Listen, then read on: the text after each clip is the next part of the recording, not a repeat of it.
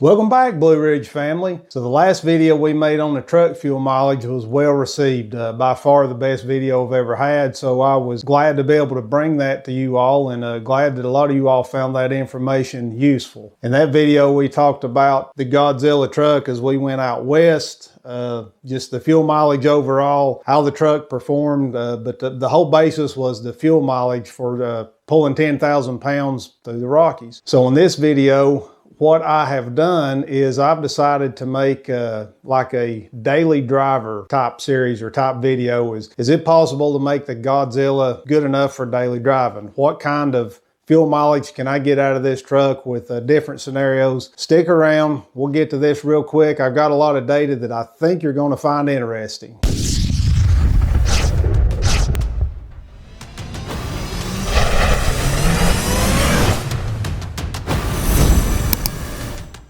All right, so a lot of you all are new subscribers, and I appreciate very much so the support that we've got, to the tune of about 135 subscribers, I think, just on that last video regarding the Godzilla fuel mileage. So I thoroughly appreciate it. I enjoy bringing these videos. I'm the type of guy that likes to do the testing and really see what the data says versus seeing what everybody else has to say. I like to bring that stuff to you all. So the more support that I get from you all, hopefully the more I can be able to do this stuff for you all. So if you're subbed and you're watching, I appreciate it. If you're watching and you're not subscribed, consider hitting that subscribe button below. Share a video with somebody and help support the channel. So I certainly do appreciate that. I'm going to make this into a two-part video, and the reason that I want to do that, I considered just putting this off for another couple of weeks and making one big video, but I did it in two parts. The reason being, part number one was strictly based on 87 octane. And we'll get into the numbers here in a minute. I'm going to show you where I come up with all my figures. This isn't just numbers I'm going to put in a graph somewhere. But what I've done is I actually ran 87 octane just to get a baseline for what kind of fuel economy. I ran 87 in eco mode, and then I ran 87 with a octane booster in it. So that's kind of the basis for everything that I did regarding the data that I gathered for this video. And before we go any further, I just want to talk a little bit about the truck that I've got. I will pull the window sticker up, and we'll talk a little bit about specifically what truck that I have, how that may affect what numbers you get versus what I've got. So my first attempt to look at the window sticker and record it, I didn't have the mic plugged in, so this is a retake. That's why the background looks different. 2022 F350 single rear wheel 4x4 crew cab. So that's the standard bed is what I've got, not the 8-foot bed. 160-inch wheelbase, 7.3 Godzilla gas burner, 10-speed automatic transmission. And the main reason, I went over this a little bit in my last video, but the reason I got this truck was I did a direct build from an F350 to an F250. And what I found that for an $800 difference, I could get the F350 and go ahead and get the 373 gear ratio, and of course the extra leaf spring with the additional payload of over 4,000 pounds on the truck that I've got now versus maybe 3,500 for the F250. So my whole goal was I wanted the 373 gears. That was the primary goal. That was the thing I wanted. So it made sense to me. I wanted payload. I wanted 373 gears for $800. I got all that automatically by optioning up to the F350. That was built identically.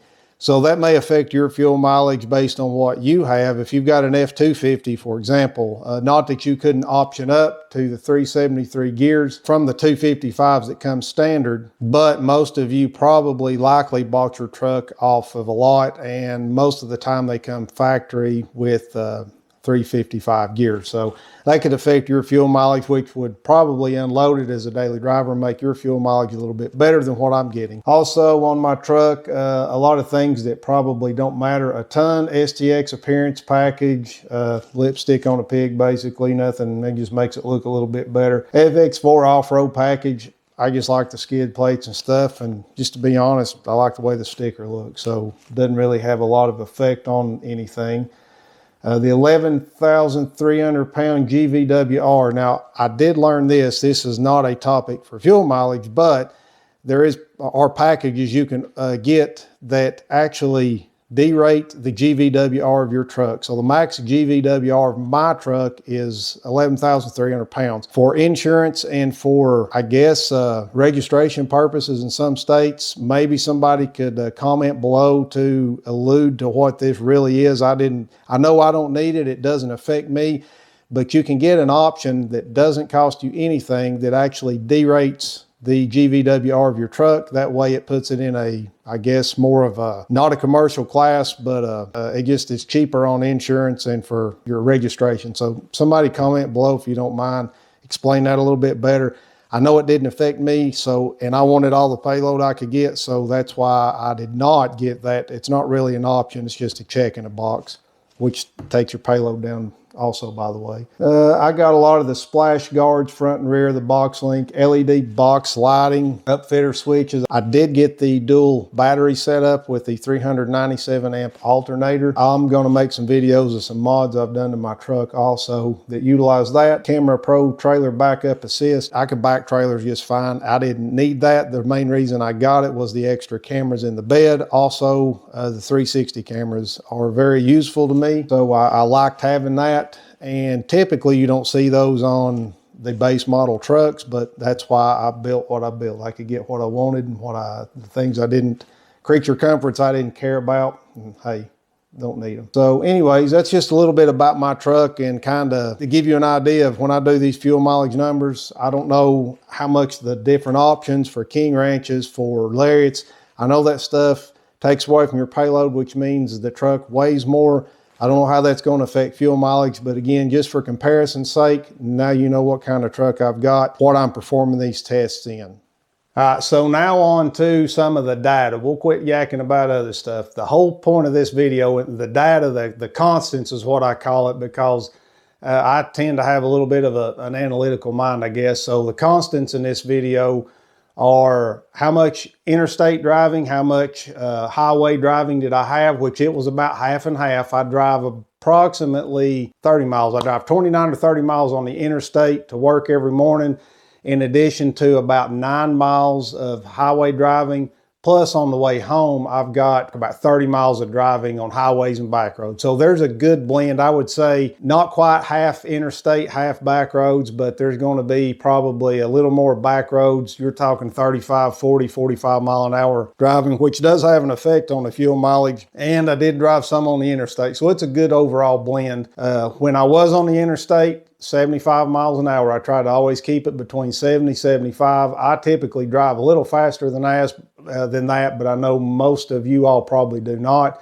The other thing that I wanted to bring up is I have the hitch for pulling my fifth wheel in the back, and I didn't realize it till I was over halfway through doing this test. There's probably a third of a truckload of wood back there, so for all intents and purposes, you're probably talking about an extra 400 pounds or so of weight that I was dragging around. So again, that's going to have a little bit of an effect on the overall fuel mileage. And I also will say that my driving habits, I typically tend to get slightly better than what the typical person does. I'm not the kind of guy to pull out and try to go fast.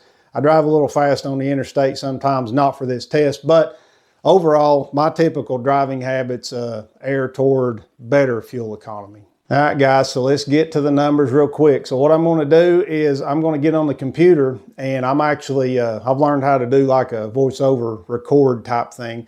So I'm going to get on the computer here in just a second, and you're going to hear me just kind of walk you through how I got my data, where I got my data, just for you all to be able to look. And hey, I'm 99% sure that I calculated this right. I went back 2 or 3 times. However, you're going to have the same numbers that I'm using, so feel free if there's something in there that I'm missing, absolutely comment below and let me know, hey, where did you get this? How did you get this? Because I'm here to try to answer questions for you all. I've got the truck.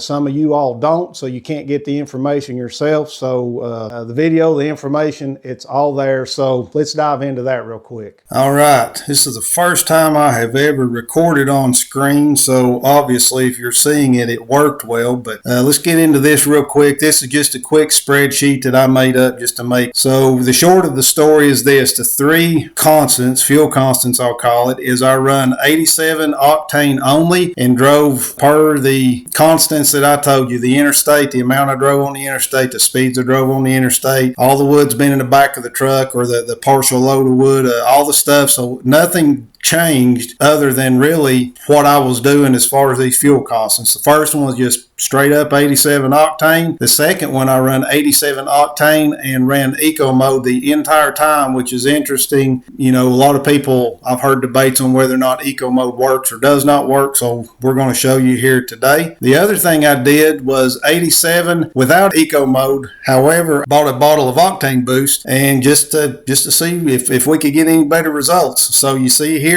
the baseline miles driven divided by the gallons it took to refill the tank, and that's where I got my miles per gallon. So you'll see here each one of these progressively got better with what the truck said. This is what the truck said right here. This is the hand calculated miles per gallon for each one of those over here, the fuel constants as we're calling it. This is the delta, the difference in miles per gallon versus what hand calculated was. So we're off about a mile, 1 to 1.2, which is a vast difference in what I were telling you all on towing. On towing, I was almost spot on to within 0.2 miles a gallon almost every single tank that I ran. Gallons to fill up. Now this, guys, this is, and girls, if you're watching too, I know there's a few of you all that are interested too. I used 34 gallons. That's the size of the tank. And the reason I use that is because the other constant that I used is how much did it cost to fill up at $3 a gallon. That's about how much 87 octane is here. This column is irrelevant for the time being because that's for part 2 of these videos.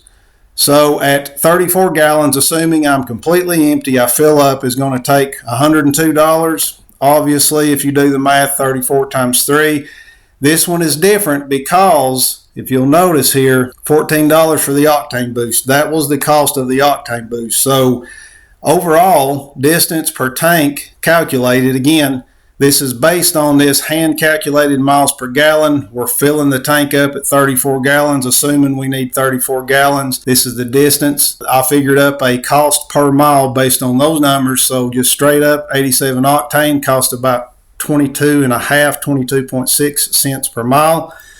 If we're doing eco mode, a little bit better there, 21 cents a mile. 87 with octane boost.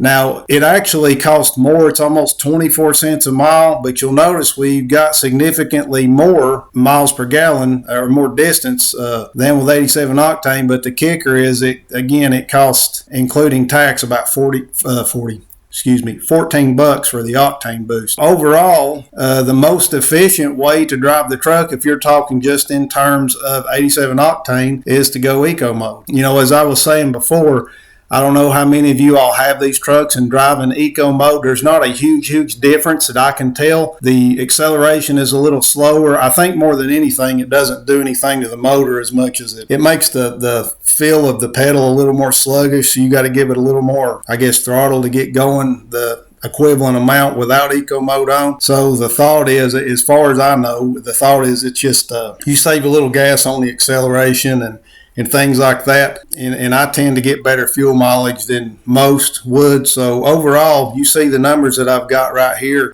So you can go back and look at this as you wish and dissect these numbers. Here's the data, and I've got video to back all this up, which I will show you that stuff too. Let's get back to the screen and talk a little bit more. All right, guys, so a lot of data. What does all that really mean? So I've made these graphs up. You saw them on the spreadsheet there. So just looking at these graphs real quick, you can see the miles per gallon. I've got a breakdown in the blue. You can see this is what the truck actually said, which we all know they call them the lie-o-meter for a reason. But the hand calculated is in the orange. You can see the difference there, and you can see the data on the spreadsheet. Also, the cost per mile at $3 a gallon. Again, you saw how I figured up the cost per mile, and $3 a gallon, that's what gas is. Obviously, it's going to be different from different gas stations depending on where you fill up, which that can't really come into play. You've got to have a solid number, a constant number when you're figuring stuff like that. So $3 was a solid number for me. That's about how much it costs. So anyways, assuming $3 a gallon, you see the differences in price per mile, and also this, I call it the cost efficiency versus 87 only. So you can see the eco mode, 7.4% better than just straight eco mode, which I will bring out one more point about this eco mode while I'm thinking about it before I forget.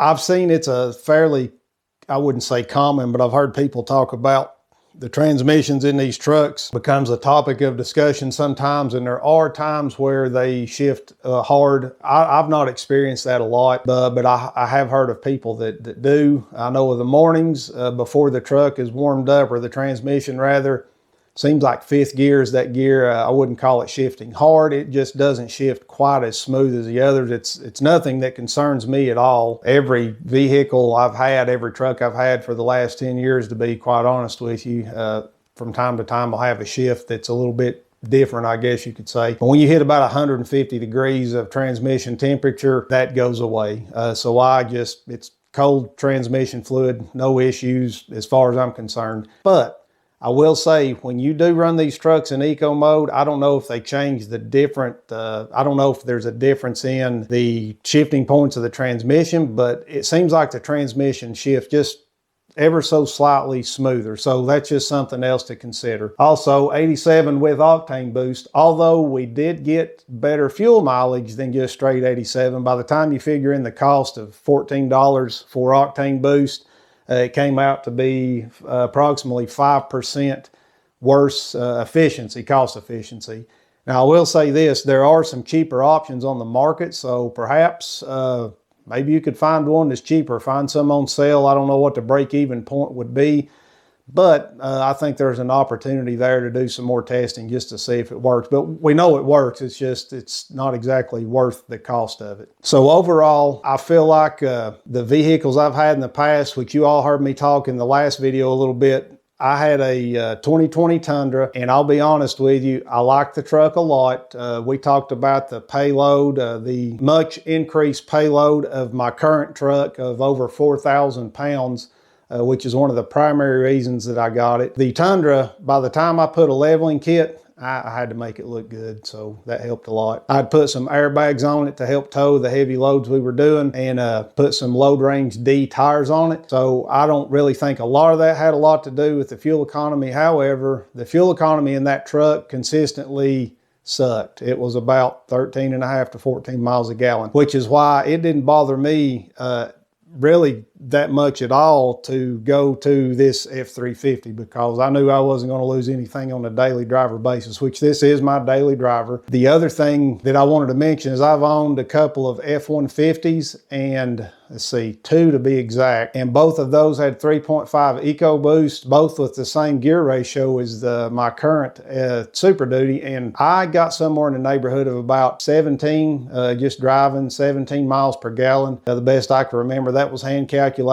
If you were going on a longer trip on the interstate, I've seen upwards of 19 to 20. If you drove a lot around town, you would get down in that 14, 15 range. So is it better than the F350? Yes. Is it a lot worse? You know, now that I'm driving the F350 every day, not a whole lot, not to me. So, you know, this works for me. It may not work for you. So hopefully you can take this data, you can dissect this for yourself, and make a determination of whether this is something that you want to dive into if you don't have one of these trucks already. If you do have one of these trucks, please comment below. I really enjoyed this, one of the first videos. The last one was one of the first videos where there was a ton of interaction with you all regarding, you know, fuel mileage, not only from other F350s and 7.3s, but a lot of people had some comments with diesels, older gas engines from General Motors, Dodge. I enjoy all the comments. And at the end of the day, you know, if nothing else, then everybody can watch these videos and educate themselves. You know, I'm not on here trying to sell F350s because they're not paying me, trust me. At the end of the day, this is just for you all, the viewers, to make a determination of whether this is the right thing for you. And that's how I kind of try to approach these videos, just to give you good content, good accurate numbers, no fluff. These numbers are what they are, so you can make that determination yourself. Also, don't forget to stay tuned. It's going to take me probably 2 or 3 weeks, because my plan is to make part 2 of this video, where I'm actually going to run the 87 octane that I've got in the tank now, run it dry. Then I'm going to fill up, not completely dry. I'm going to run it out as far as I can, fill up with 93 octane, and which will not be cheap because it's closer to $4 a gallon right now where I'm at. And I want to get a baseline for that, or just see what kind of mileage you get out of 93 octane. Is it worth it to pay the premium price to get better fuel economy? The second thing I'm going to do in that video is I plan to fill up with 100% gasoline, so no ethanol, just to see if 87 octane, 100% pure gasoline, if that makes a big difference. So it's going to take me a couple of weeks to get that took care of, get that data, but rest assured that I will do this. So thanks again for your all support. We'll see you next time. Thanks for hanging around.